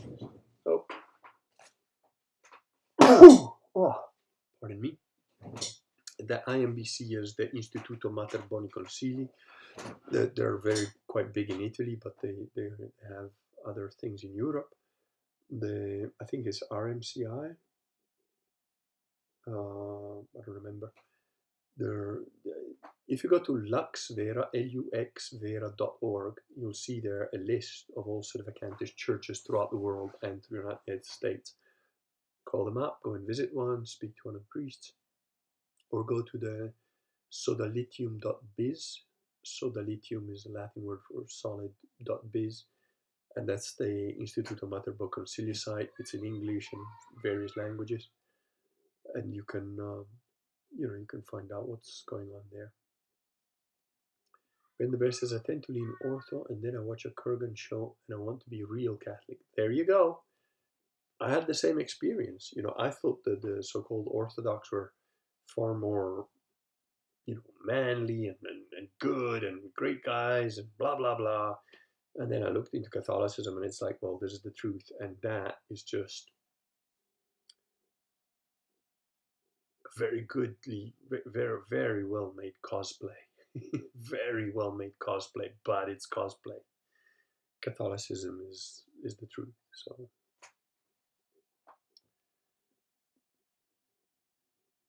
and Ben the Bear says, I just want real Christianity. Well, look, nobody can make that choice for you. So keep looking sober, look sober and look. Patter the Bear says, Ben the Bear, look at my name and my last name is Bender. Patter the Bear. There's a lot of Benders in here. Thriftless says, I know exactly what you mean. I've been in that place for a couple of years. Keep praying for God to show you the truth and keep seeking. Ben the Bear says, sorry, but it makes no sense to me. I don't know who is talking to you. Why is your name Bender? Here's my German last name in real life. I bend rebar. Yeah. Cordell, hello, sir. Okay, Patter the Bear and Bender Bear are doing a bear thing.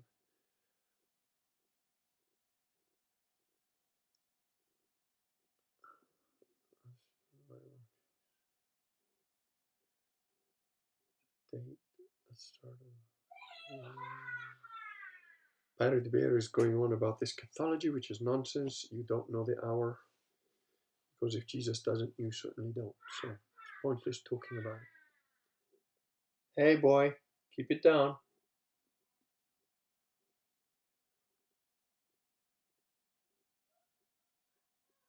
Cordell says, were you in the ER earlier? How are you doing? Oh. Hold on. Hey, boy. No.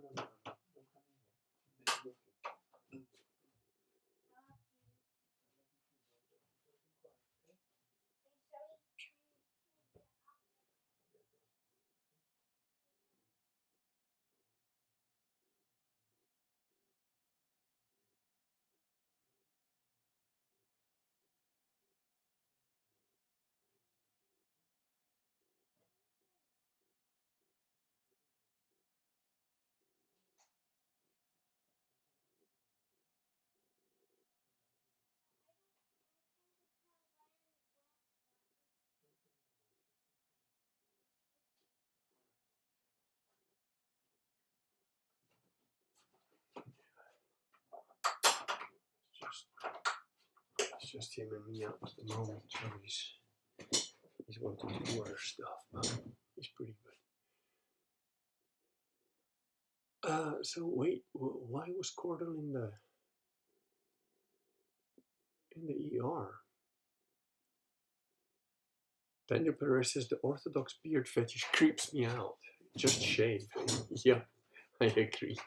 And so does Driftless. Cordell says, can you guys put some prayers up for me? I think I got a piece of metal in my eye earlier this afternoon. I've been to the hospital, but they claim there's nothing in there. So hopefully I just scratch the crap out of my eyelids and they'll heal up by tomorrow. Ooh, that sounds harsh. Oh, actually, when Tony was here, he was like busy helping me with like a little metal thing that was getting brushed with, this thing you put on a disc cutter, but it's like a metal brush and it's spinning. And I was just watching him do it, and I had safety glasses on, I think. And one of the little metal, actually had it saved here to tell you guys about it. So one of the little metal brush things, it's made out of metal, just went, it's like speared me right in the face. I'm like, oh, that hit me. I was like, oh wait, there's something stuck in there. It's like pulled out this little spear of metal, which is like why you should always wear safety glasses, because if that had hit me in the eyeball without glasses, that's it, your eye's gone. So and yes, Cordell, we're going to send up a little prayer right now. Ben the Bear says, I think a bear thing may be happening, but as an Omega, I am naturally confused. The poor Omegas. Legionnaire Bear, what is the biggest conflict between Ortho and Catholicism? I have trouble knowing where to begin in the divide. Just read, man. Just read. Just keep reading. You know, I've mentioned this many, many times, that their theology is wrong. Look at the differences. You know, you can go on Wikipedia and it'll tell you what the differences are theologically. You know, again, the Filioque thing is retarded. They are retarded about it, and like all the other religious differences, they're just plain fact wrong. You know, so if you read the Bible, you don't have to be a genius about it. Just read the New Testament and compare what the Orthodox say compared to the Catholic. It's absurd. So theologically they're wrong. Historically they've been deceitful, traitorous, and just again wrong. They have not spread the gospel. What fruits have they borne? Nothing. They're an insular people. There was Catholics getting crucified in Japan, so they went through all of their lands, went all the way over there, and they were getting crucified in Japan for trying to spread the gospel. It's the Catholics that converted the whole of South America and most of Africa. What have the Orthodox done? Where did they spread the good news? They're not doing anything. You know, it's very simple. You know, you don't have to like get too deep about just.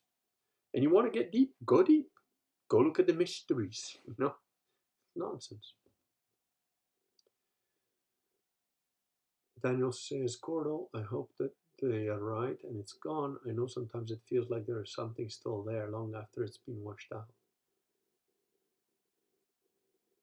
Parody Bear says, I'm only saying it seems like evil is afoot. Well, I think we can all see that evil is afoot. We've seen it for the last 3 years. So. Parody Bear, evil is always afoot, dude. Yep. Cordal says, yeah, me too. I used a Q-tip and washed it out a ton. So hopefully it's just really irritated. Yeah, it can feel like that. Froze Moment says, hola. Parody Bear, who invented the Big Bang Theory? Who said Earth was a globe? Parody Bear, do not come here with that flat Earth bullshit because you will be banned. If you're a flat earther, you're retarded. Okay? To know that the Earth is a globe, all you need is your eyes and a little bit of elementary maths, and you've got the whole internet at your feet. So don't come here with flat Earth bullshit because you will be banned. I can't stand the fucking retards about that. And the Big Bang Theory was not invented. It's got some pretty sound scientific stuff behind it, although I'm not hooked up to it. You know, there's the electric universe theory of things, which I think explains a lot of stuff very well too. So I don't know, and that doesn't really make too much difference. But the flat Earth is just absolutely retarded. If you're a flat earther, don't come near me. Just be quiet, otherwise you will be thrown out. Daniel says, the conflict is mostly imaginary. I know lots of Orthodox people and they respect me for being Catholic. They like us. No, not really. And yes, it does matter. It's not imaginary because there is only one truth, Daniel, and 2 plus 2 is not 4.3. Sometimes it's 5. No, it's 4. So either you're right or you're wrong. And if you're Orthodox, you're wrong. So it's as simple as that. Parody Bear keeps going on with some retarded comments. Why is most science things a theory and not a fact, like evolution? Evolution is a theory, it's not a fact. And science that is not a theory is called engineering, and there's plenty of it. And you can't do engineering if you don't get the theory right first, because you're more likely to get killed. You can do engineering without theory, but it tends to be rather dangerous. Daniel says, it is mostly regarding the schism. In reality, most people don't care. Daniel, again, you're kind of being retarded. Most people don't care because most people are complete morons. Just like most people don't care that 2 plus 2 can sometimes be 5 because they're stupid. It does matter. It is important. Whether you understand it or not, it's not my problem. But don't go telling other people it doesn't matter, because it does. Parody Bear, facts. Who am I supposed to believe about dinosaurs? Real people or rich men who sell oil? Oh, please, dude, just stop. Just stop. This is not a bear zone, okay?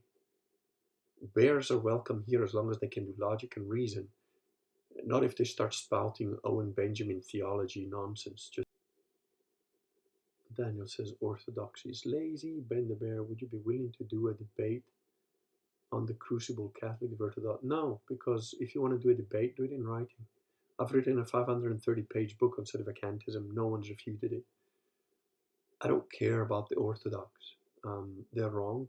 That's that. I'm not here to be your entertainment in another internet bum fight. Also because people are absolute idiots. They don't know how to debate. They don't follow the rules of a debate. If there was a debate where you actually stick to the rules, you have a set time, and you have to do your thing, and you have to reply to what the other person says, yeah, I'd wipe the floor with him. But they don't know how to do that. They won't do that, and it's just an internet bum fight. Waste my time. You want a debate? Put it in writing, and I'll take it apart. The crowd will be stacked against you. I don't care. I'm not here to be popular. Patty Bear, yeah, I look up at the sky and see how it's the only thing between me and space is gas. I know it is retarded. Careful, you're treading on thin ice. Legion Bear, I will keep reading. Thanks everyone for the advice. You're welcome, sir. Guy Jing TV, it's been a long time. How are you, sir? I was actually thinking about you the other day. Merry Christmas from Japan. Patty Bear says, that's what I meant. It's not a fact. What do you mean it's not a fact? I don't know what you're talking about, Patty Bear, but you're starting to irritate me. Ben the Bear, is there not strategy in teaming up with the Orthodox? No. We can fight to the death when the majority of heretics are dead. No. It's not a strategy. That's like saying, well, can't I just be like okay with Blair White or Bruce Jenner? They're like cool no. There's one truth. I'm not gonna get in bed with a guy that says 2 and 2 can be 5 on a Tuesday. No, you're out. Stay out. And again, if you understand game theory, the guy who doesn't compromise ultimately wins. Because they either have to completely wipe him out or he wins. In the long run, he wins. And what did Jesus say? What did Jesus say in the Bible, Bender Bear? What did Jesus say? Did he say, oh, you can be with me on Tuesday through Friday and then go with the Pharisees on Saturday and Sunday? No. What did Jesus say? Those who are not with me are against me. There isn't 3 sides to this. There's 2. That's it. Daniel Pereira, I didn't mean to imply the Orthodox are correct, just that the conflict is above the common people because most of us are not informed to that level. And you don't need to be, because most people are morons and they should just listen to a Sede priest and that's it and do what they're told. If you want to know more, then it's on you. If you don't, if you want to be lazy about it, then pick a Sede priest and that's it. Just do what they tell you and you'll be fine. Michael P says, do you have any good books recommendation on physics or quantum physics? On physics, Black Holes and Time Warps by Kip S. Thorne is a very good book, right up until the end. He's wrong about quantum wormholes. He's wrong about wormholes and how they work and what you need to do to get them. Wormholes are possible. They even occur spontaneously in nature. And the Russian guy called Peter Garayev has basically proven that our so-called junk DNA is actually tiny little wormholes that can affect our DNA, can be affected through time and space. Very complicated stuff. Mostly, as far as I'm aware, only written in Russian. He sent me his book in Russian when I had a Russian girlfriend and a lot of Russian friends around me. So I would say, yeah, Black Holes and Time Warps, I think it's called, by Kip S. Thorne. Very good book, very accessible, but he's wrong about wormholes. But everything else in there is very interesting and very well put together. Generically speaking, some of the older encyclopedia type books on astronomy were good. Quantum physics, I'm not a huge fan of. I would rather suggest you read Thomas Bearden, who recently died. He wrote quite a few books on various aspects of physics. I bought a few $100 worth of his books. I haven't had the time to go through them in detail yet, but he had some stuff on the internet about how electricity really works and so on. It was really great. I think it's still up on his website. But it's a little bit beyond me, because what I really would like is to have the original unedited quaternion um, um, the equations, the Maxwell equations for electricity, that I would like to learn and study from scratch. But it's almost impossible to find the original Maxwell equations untouched and unedited. If somebody here can find them, please send them to me. Really appreciate it, because even the ones that says, oh, these are the Maxwell equations, have actually been altered by a guy called Heaviside, and so they're not the originals. I would really love to have the original Maxwell equations with a commentary next to them. So if anybody here can find them, that'll be a lovely Christmas present if you ping me that in an email or something. Willie Ram says you don't need to go higher than the catechisms to be in conflict with Eastern Orthodox theology, assuming you're both serious about your faith. Yeah, correct. Oh, Parody there was talking about evolution. Okay, yeah, good. Evolution is nonsensical, as it's wrong. It's mathematically wrong. It's obviously wrong. Ben the Best says, thank you for answering my questions. That's fine. Just remember that we are not very patient people here. Me, the other guys might be, but you know. Michael the Crusader says, hail Kurgan. I wonder if that's the same Michael that disappeared for a long while. Orthos are as bad as MTF transfolk? Ouch. Oh, look, dude, you know, it's, again, Daniel, get this in your head, because you're always still like, haha, haha, I'm the funny guy here. No, there's nothing funny about it. How much sewage do you want in your ice cream? You just want to make a smart-ass comment? Here's my question to you. How much sewage is okay for you to have in your ice cream and feed to your kid? Because my answer to that is zero. Zero. Not even a hint of sewage. In fact, if the ice cream even just went past the sewage plant, best to avoid it. And that is the Catholic teaching. If something is even a little bit suspect, avoid it. And this is not a little bit suspect. It's wrong. It's flat out wrong. Cordell says, totally random question. I like those. For the Japanese gentleman, is it true Japanese people like KFC around Christmas? I have no idea. Woolly Ram says, he who does not gather with me scatters. Cordell, Japanese like KFC around any time. Gaijing says, Kentucky Fried Chicken, 100% true. Merry Chicken Christmas. Very good. Ben the Bear. Then, what is the best way to learn Russian? I need a good thing to waste my time. The best way to learn Russian is to get the Pimlizer method CDs, which you can also get online for Russian. Very good. Get a Russian girlfriend, although she's not going to teach you everything, just the dirty stuff. Woolly Ram, Driftless says, Woolly Ram, I hope you're doing well. Always enjoyed your chats. Can we free you from Israel yet? Move to Wisconsin and come to Mass with me. Ben the Bear says, I used Duolingo before. I can't do anything with Duolingo, so my wife swears by it, but I don't like it. There you go, Daniel. Zero sewage. Good. I'm glad you're getting it. Michael the Crusader says, I'm JG Michael on SG. No, then I think you're another Michael. Drifter says, imagine how clean a KFC in Japan would be. But is it? Because isn't KFC always KFC? And do you know what KFC is? Do you know what Kentucky Fried Chicken is? You get chickens go through conveyor belts, and they get plucked automatically, and they get chopped up automatically by the machines to get, you know, wrapped into, like, you know, whole chicken or breast of chicken or whatever packets. And the machinery that does this, the conveyor belts that do this, get little bits of scrap meat, like caught in feathers and parts of beaks and eyeballs and whatever. This all gets reclaimed, squished into like a goop that then gets fried, And that's your KFC chicken nuggets. That's right. Don't believe me, look it up.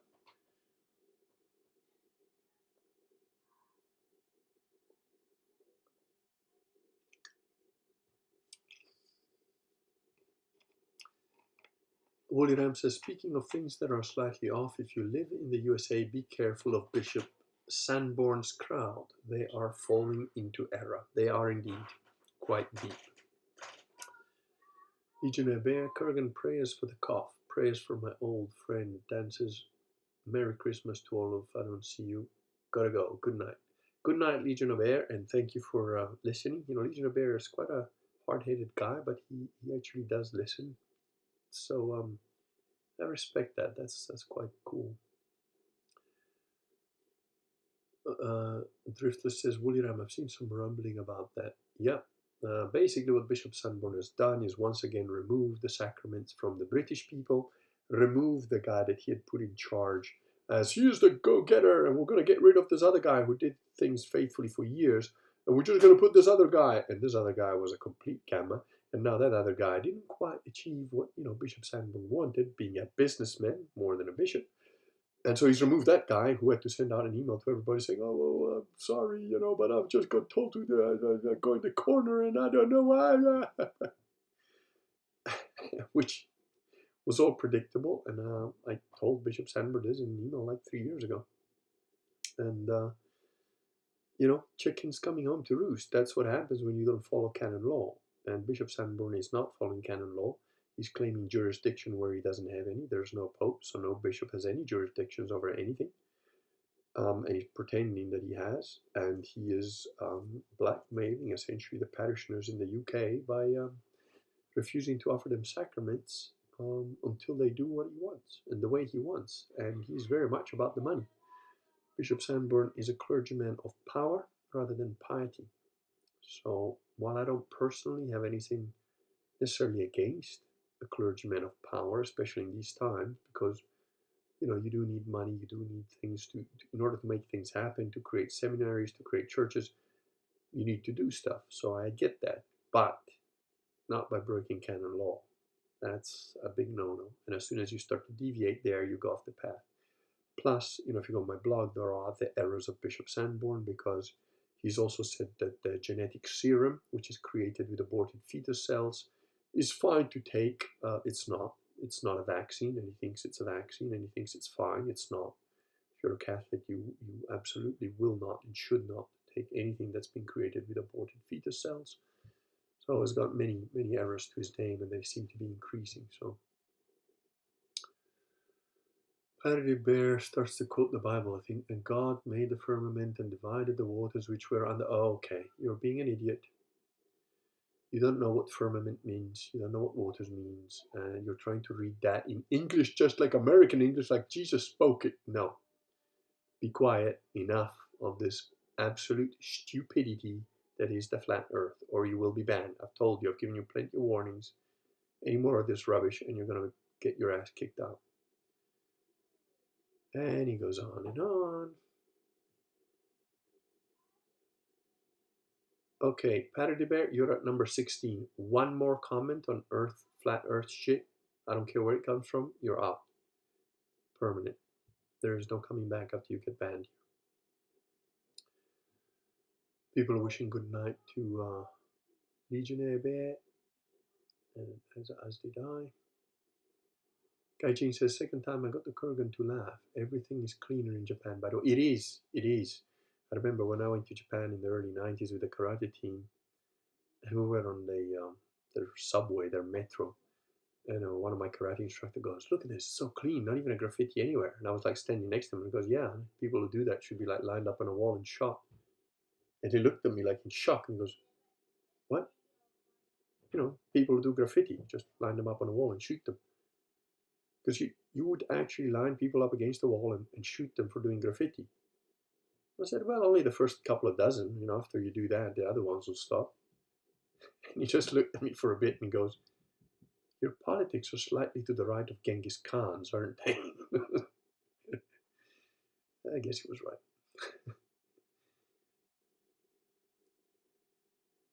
But isn't the beak the best part? Driftless about KFC. Ben the Bear, US bears tend to be hard-headed, but thankfully some of us have soft heads indeed, for better or worse. Yeah.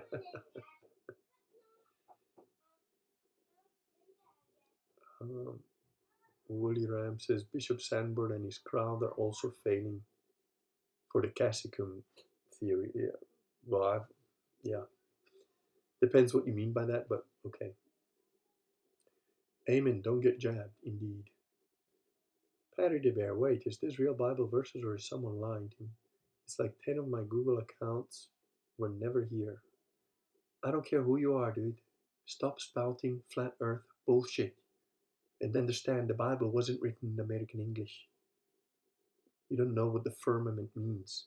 It's from the Hebrew. It's actually The Expanse. Ever seen that series on Prime Video? The Expanse? It's space. That's what it means. It's not like a fucking bubble, and it's not a bubble.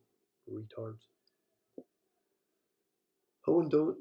Cordell says Owen doesn't go into other people's chats and talk shit, so I don't know what possesses the bears to do that. Well, they're bears.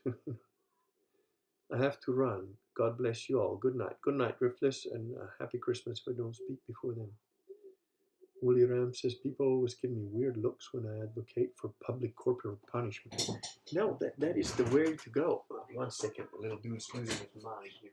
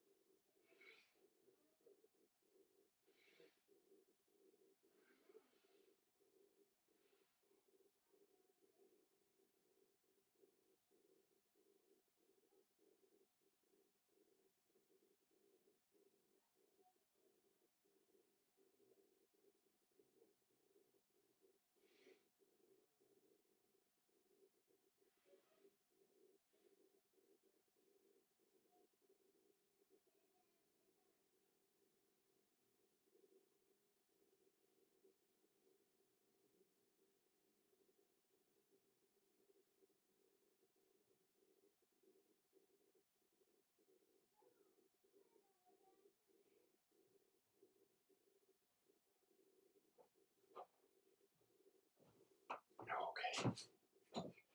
Poor little dude is getting bored. I need to go and put him down. Go to bed with him. Where are we?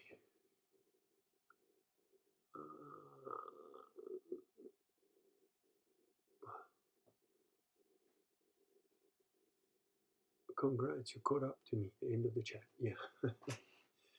Gaijin TV, slightly to the right of Genghis Khan. This man often makes me laugh. I didn't say I didn't say that. Was my karate instructor.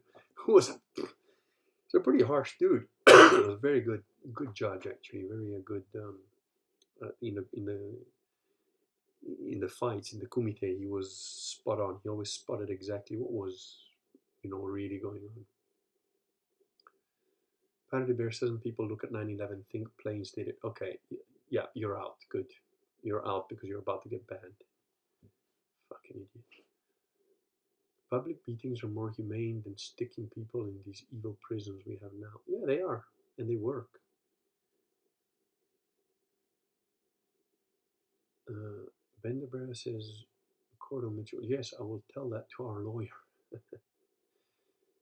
as long as it's a public beating and not a public torture. No, it depends on what it is. You know, burning people at the stake, that was a favor. That was a charitable act, because when you're being burnt alive, you get to question what you did, and you might actually repent while you contemplate what hell is going to be like for all eternity, since you're experiencing a tiny bit of it. And so it's an option. It's a chance for you to actually go to heaven. Willie Ram, look, if you give public drunks, smokers, and flip-flop wearers 10 lashes, they will stop after a few correctional sessions. Exactly. 10 lashes will do more than 10 years of jail, which will just make them better criminals. Yeah. Coral says we could always go for the Victorian England route and hang 8-year-olds for petty theft. Joking for those who are retarded. Yeah, no, that's not the thing. You know, like, theft is not a capital crime. Raping children is. Certain types of murder are. I think, violent rape is a capital crime as far as I'm concerned. And you got to qualify that, because in today's world it's like, oh, what is rape? And it's like, some guy breaks into a woman's home and like violently rapes her. That, as far as I'm concerned, hanging from the nearest tree is fine. Some girl gets drunk with another drunk guy, they end up in bed, and then she regrets it the next day. No, that's not rape. She made a mistake, and she's sorry about it, and that's not, that's not anything that I think should necessarily even be punished, because you've got your own agency, right? But so yeah, there are capital crimes which I believe absolutely deserve the death penalty, no doubt. I think there might be a bear that like gave you a thumbs down. I've got 3 thumbs down. We've got the usual one guy, and then 2 more. I think Parody Bear is probably one of them. Flat earther retard. So, well, I've been going 2 hours. A little dude could do with a little bit of a hug and some warm milk to go to bed. So, unless you boys have another burning question, I suppose I did give a decent little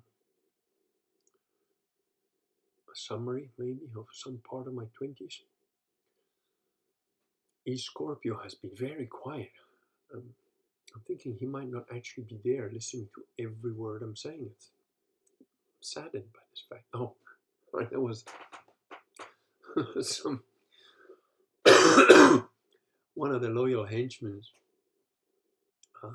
sent me, we gotta ban another pornographer, sent me a funny picture from the Gamma Hive of when I did the interview with Tony. So Tony's sitting there in a chair sort of like this, and he looks like he's got a collar here, and so it's like a screen capture, and it says something like, the Kurgan most definitely doesn't have a young man tied up in a bondage necklace or something, tied up to a chair, and it actually looks quite funny. I thought that was quite funny. That's why I sent a chat to Scorpion. I said, I believe this was one of your sex life. I mean, loyal henchman. Says, yeah, that was one of ours. I suppose the Gammas occasionally come up with some pretty funny stuff, Ben the Bear, the shape of the Earth needs not be discussed. I own your book regarding the planet Mars, after all. Indeed. And again, guys, you've got the whole internet. Yeah. The Greeks figured out that the Earth was a globe, and even figured out approximately how big it was. If you don't know how to do that, because you can't think it through in your head, look it up. Look it up. Go outside in your garden and do it. Measure it. Check it out for yourself, right? Fucking flat earthers. These are people that have never taken a plane. Willie Ram says, is flat earth obsession just a style? Yeah. It literally, it's like postmodernist art. I don't know if you guys know this, but all postmodernist art, that Andy Warhol shit, it was all funded by the CIA. It was literally funded by the deep state to try and break the whole concept of beauty and nature. Because why? Because it degrades people. Now, I didn't know this originally, but even as a young guy, in my teens, as soon as I saw any postmodern anything, I was immediately instinctively against it. It was like, that's just horrific, random crap shit. It's bad. And I remember Frank Frazetta. Frank Frazetta was a brilliant artist who did most of the covers for like Conan the Barbarian and a lot of Edgar Rice Burroughs stuff. Brilliant artist. In fact, they the picture in the background on my YouTube channel is a Frank Frazetta drawing, and he said, yeah, well, what you want to like put a white line through a red line through a canvas and call that art? And yeah, okay, maybe you can call it art, but unless you actually know how to draw and stuff, you're not an artist as far as I'm concerned. And it's absolutely correct. I mean, I went to a modern art show and it was just, I just go there to piss these people off, basically, to just go like, well, I can do that. I mean, literally, the art was like a dirty towel on the wall. That's the art. I'm like, I can top it off. I can just climb on that desk and take a dump, live action. So the flat earth thing is absolutely, it's making the retards, first of all, out themselves, which is always good. It's always great for the retards to self identify as such. When they come out and they say, oh, hello, I'm an idiot. Here's in my forehead, idiot. Just let me just like tattoo it on. It's great because you can see them coming and you can just get rid of them. Bye, bye. Yeah, you just take the door on the left, the one that's got the seals around it. So made of wood. Yeah, go in there. Don't worry about the smell. It'll go away soon. Yeah, Is light a wave and a particle? Oh, that's a very complicated question because you need to understand what the ether is. And no, not the ether as a lot of people think that the 1800s guys said it, but the ether as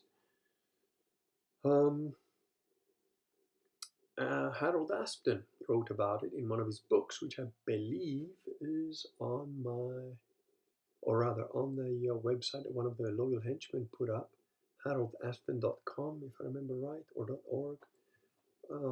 All his work that I have access to are freely available there as per the wishes of himself and his widow, who is now passed on as well. But I told her I would keep it up, and so thanks to my friend, that is up, and it will be up as long as I can have anything to do with it.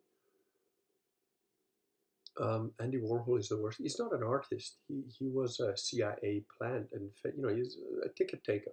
He's like a whatever Elon Musk or the crypto Jew guy Bill Gates, and whatever. These are guys that are just paid to be successful. Yeah.